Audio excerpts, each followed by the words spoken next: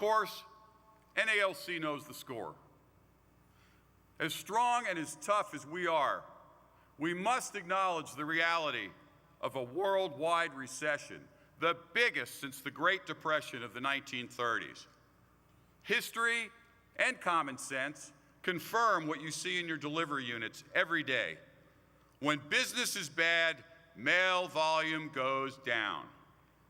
When business is bad big time, mail volume goes down big time. That is what happened, that is what has happened since 2007. In 2008, mail volume declined by 4.5%.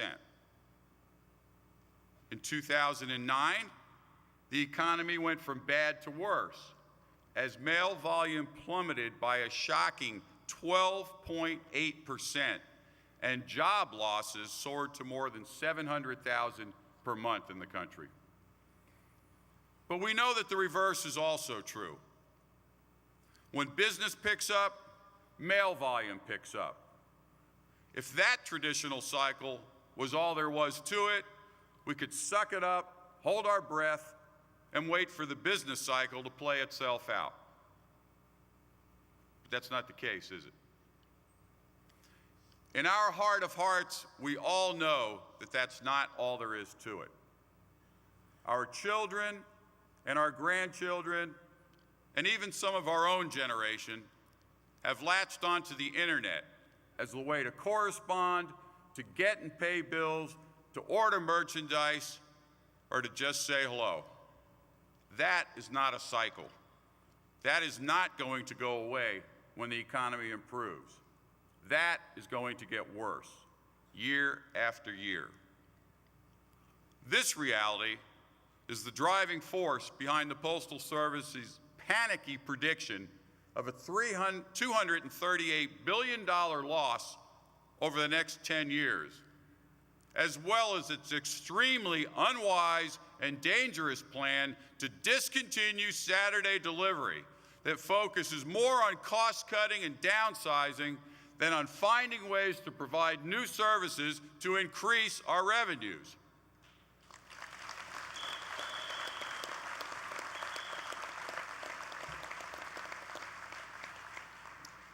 Now here's where our challenge comes in. Here's where the Postal Service has not gotten the message. That's new. Here's where our work is cut out for us. The task for us all, employees and the Postal Service, is to act now while we still have a big, big business to develop the new products and the new services that will take advantage of the huge network of employees and facilities that are still in place and of our last mile franchise. Fortunately, we have the time and we have the resources to do just that. While the internet is growing and growing fast, there is still a massive need for a postal service. That need is partly generational, but it is also structural. The United States Postal Service is not going to disappear tomorrow, or for many, many tomorrows. The future of the Postal Service will be on our delegates' lips for many NALC conventions to come. And the task of finding ways to exploit the untapped potential of our last mile delivery network will be hard work for years to come as well. Now, unfortunately, we are all subject to the very human tendency to put off till tomorrow what is uncomfortable to deal with today. It's that all too human weakness that threatens us most. And this is a weakness that we must overcome. Now, tradition and solidarity come easy in the labor movement. Innovation comes a little bit less easily. Now, I'm going to return to the innovation challenges at the end of my talk tonight. Comfortable? But let's finish setting the scene, facing the Postal Service and the NALC. To complicate matters, we are confronted with two staggering financial burdens. First, there is the astonishing fact that the Postal Service overpaid $75 billion in pension contributions, resulting from a misguided and grossly unfair set of calculations by the Office of Personnel Management over the past 40 years. Second is a requirement that the Postal Service pre-fund our future retiree health benefits, now projected to cost $87 billion. That was enacted by Congress in 2006. No other government agency and no private business, none, are required to pre-fund future retiree health benefits. Not $1, let alone $5.5 billion per year. So you see, $75 billion here, $87 billion there. Pretty soon, it starts to add up to some real money.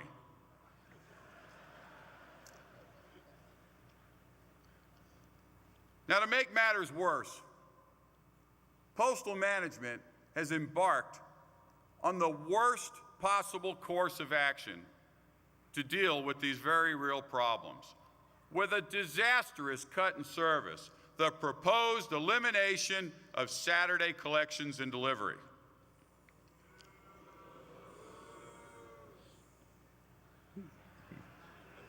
Is it something I said? The very idea of abandoning a day of service, harming customers, forcing them to alternative delivery systems, undercutting public reliance on postal deliveries is so wrong that it borders on the lunatic.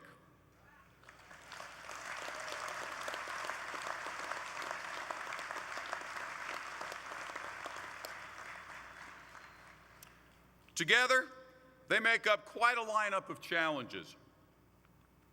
The national recession, the impact of the internet, a $75 billion pension ripoff, an $87 billion pre-funding burden, and the potential loss of Saturday delivery. Is that enough for you? As confident as we are, we must face up squarely to the huge size of the mountain that's in front of us before we get down to the hard work of scaling that mountain over the next 2 years. That is the solemn duty and responsibility every single one of us has this week in Anaheim. So let's use the remainder of this talk to talk about where we've been over the past 2 years, where we must go over the next 2 years, and how will we use this week to develop our strategy for the future. First, I want to talk about extending NALC's great tradition at the bargaining table. Then I will cover our efforts to put solidarity into action on the legislative and political front. And finally, I want to highlight the importance of innovation to the future of the Postal Service and to the hardworking men and women we have the honor to represent. As we go through these topics, I will note the key events in our schedule for this week. Over the past 2 contracts, each 5 years long, we've executed a quiet revolution in postal labor relations. We gradually adopted a more dynamic approach to bargaining that emphasizes continuous engagement and negotiation on workplace issues between the rounds of wage bargaining. We used to negotiate every 3 years for 3 months and then litigate over the next 33 months every difference of opinion on the interpretation and the meaning of the contract. In both the 2001 and the 2006 contracts, we took a very different approach. We've used memorandums of understanding in our contracts to set the agenda for ongoing negotiations with postal management, while at the same time seeking to empower letter carriers and local NALC representatives in the workplace whenever possible. The task forces on flats automation, on Article 12, on subcontracting, on route adjustments, all in the 2006 contract are good examples of this. That will continue to be our approach over the next 2 years, as long as we have a willing Postal Service partner in good faith bargaining. We have 4 major goals: to extend and to enforce the ban on outsourcing city carrier jobs,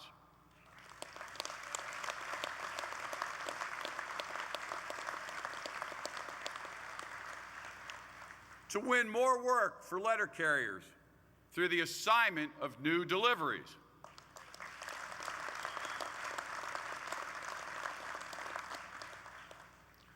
to develop a better, fairer system for evaluating and adjusting routes,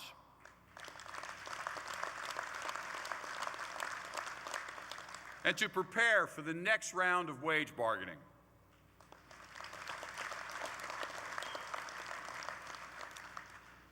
Now, the historic Memorandum of Understandings that we negotiated in October in 2008 advanced the first 3 goals. I'm pleased that we convinced the Postal Service to abandon its reckless drive to outsource our work.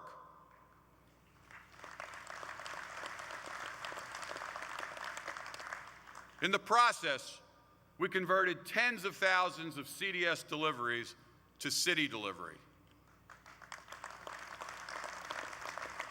We also eliminated thousands of CDS routes in 2008 and 2009. But the moratorium on outsourcing is not permanent. We will have to fight to renew it in 2011. And while I'm pleased that we also gained the tools in 2008 to ensure that city letter carriers get our fair share of new deliveries after decades of seeing all new delivery points assigned to rural carriers, or HCRs, I've been somewhat disappointed that we haven't fully employed those tools. Far too many branches have allowed the Postal Service to get away with mistakenly assigning work outside the city carrier craft. And I want to challenge every branch leader in this hall today to vow to do a better job of that over the next 2 years while we work on getting back what we've lost in the past 18 months.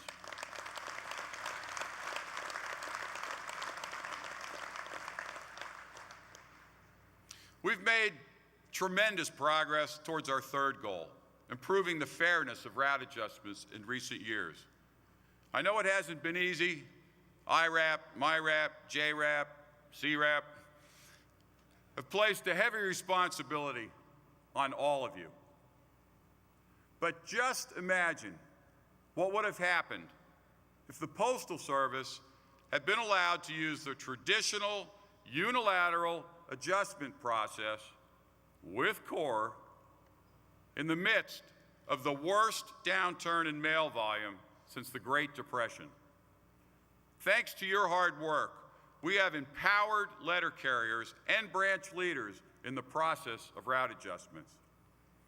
While in some areas of the country we may not have perfected the implementation of the joint process, the MOU still provides that no decisions regarding the evaluation or adjustment of any city carrier route can be made without the agreement of the NALC member of the team.